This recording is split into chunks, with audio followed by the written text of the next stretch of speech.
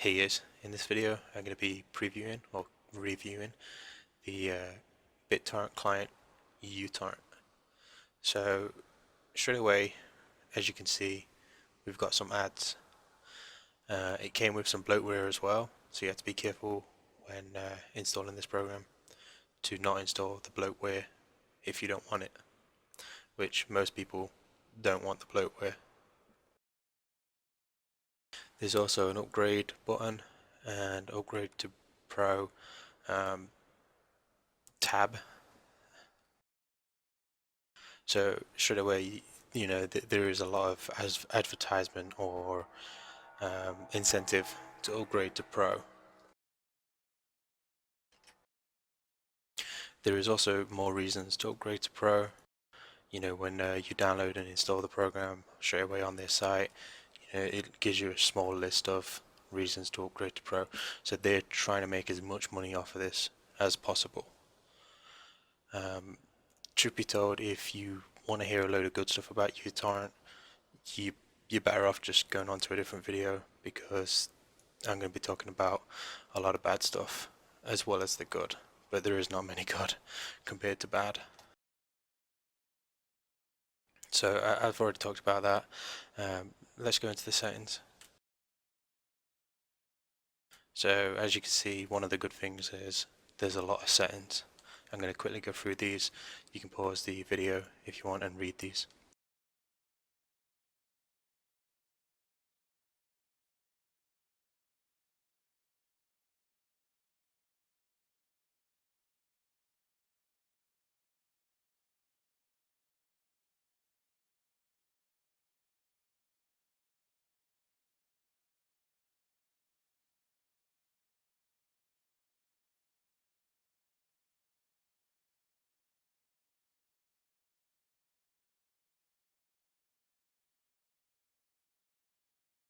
So that's quite a bit compared to a lot of the other clients out there, which is one of the nice things about uTorrent.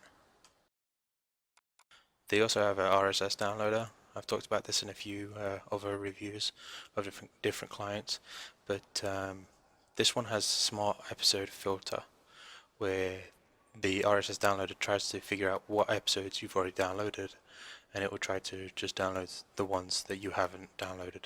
That's pretty nice. A lot of other clients do not have that feature. I'm going to talk about these down here now. So files, this is where it tells you what content is inside of a torrent. I don't have any torrents inside of it yet. I'm going to add one soon. And then info, it just tells you info about the torrent. Peers, it tells you who you're downloading it from or who you're uploading to. Rating, again, just stuff about that torrent and the tracker or trackers, and the speed. So nothing special really about all that. It's pretty standard.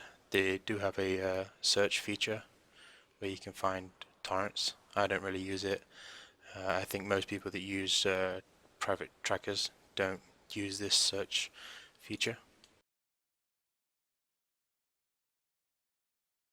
So I'm going to add a torrent. It's from Mininova, so I know that it's copyright free.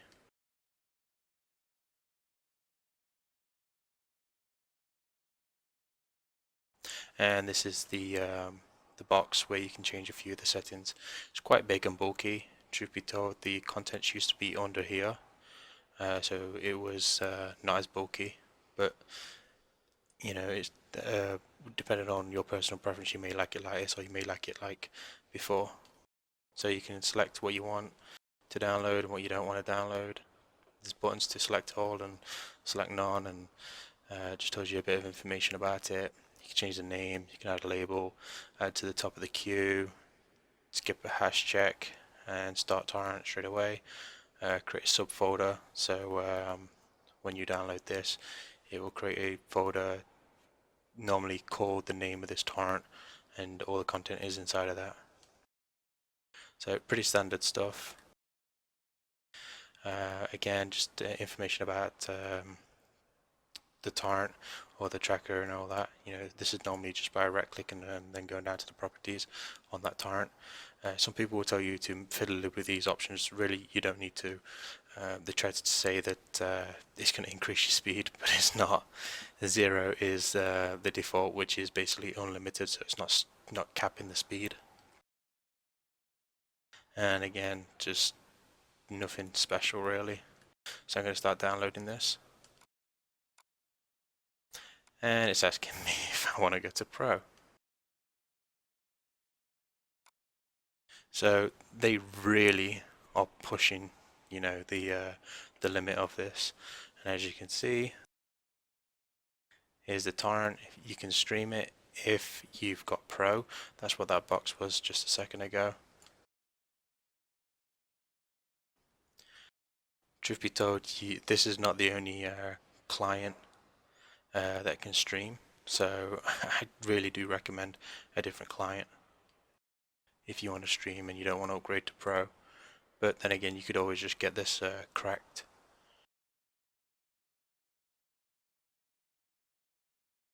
So as you can see, the speed isn't fantastic, but that's because I'm downloading a torrent that only has a few seeds.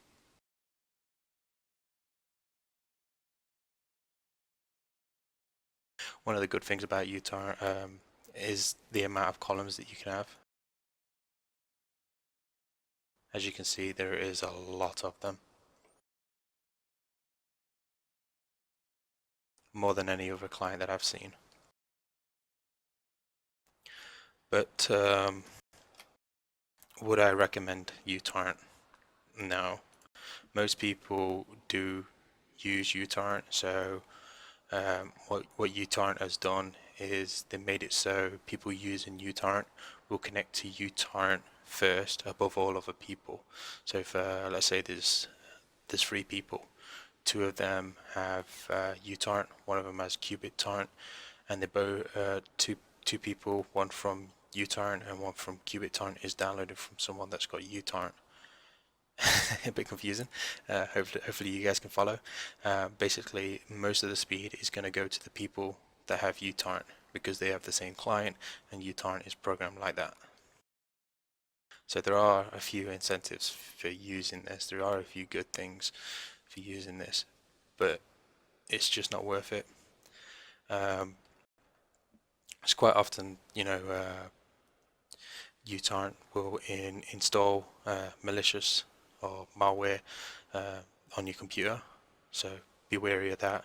A lot of people try to post about this on the forums or on their website talking about it, and a lot of the threads just got deleted. So the company is not,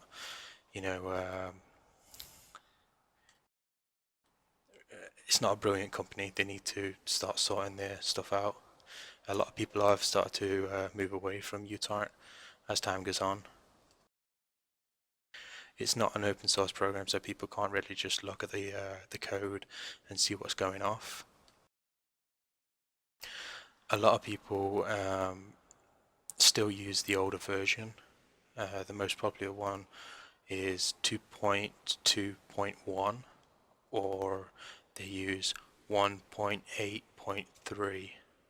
They are both quite popular versions, and even though they are popular, they're old. They are very old. They're about 4 or 5 years old now. The reason why people use them is because as time goes on, utorrent hasn't really changed a hell of a lot. The most thing that there's changed is the fact that they've added bloatware, advertisements, and they're trying to get as much money from this as possible. So there are a few other things that have changed for the better, like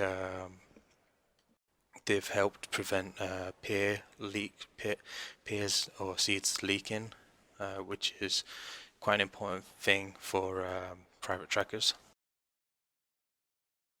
But if you guys are using utorrent, and even if it's an older version, I have to say, check out Deluge and check out qubit torrent. They are very good programs and they're getting better every single update. Deluge does take a bit longer to update, and qubit is doing a lot more faster updates, so it all depends on which one you prefer.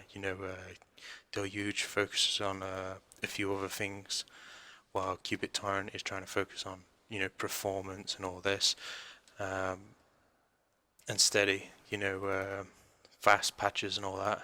Um, Deluge, there are a few problems with it, but it's still a very good one. They allow plugins, so if you're a coder, you can create your own plugins for it, or you can just check out some of the ones that are on there. They've got some very good plugins.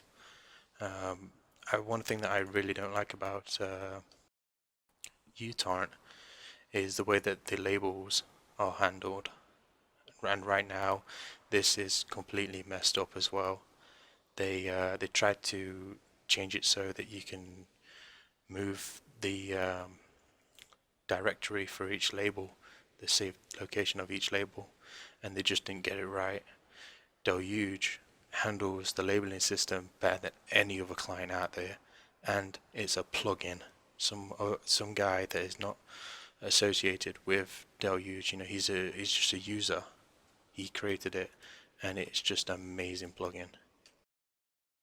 It can auto label, and it can move each label to a separate location, like what utorrent was trying to do but failed. So do check out those ones. I'm trying to think of more stuff that's good with utorrent, but I'm drawing up a blank. I mean, it's got good speeds, but so does all the other clients out there now. Like I said, it does prioritize people that have the same client as utorrent. So my recommendation is try and stay away from utorrent.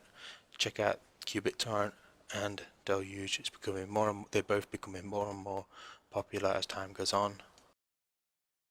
Thanks for watching. Like, comment, subscribe. Check out my other videos. They're all to do with torrents. Stay safe. Have a good one.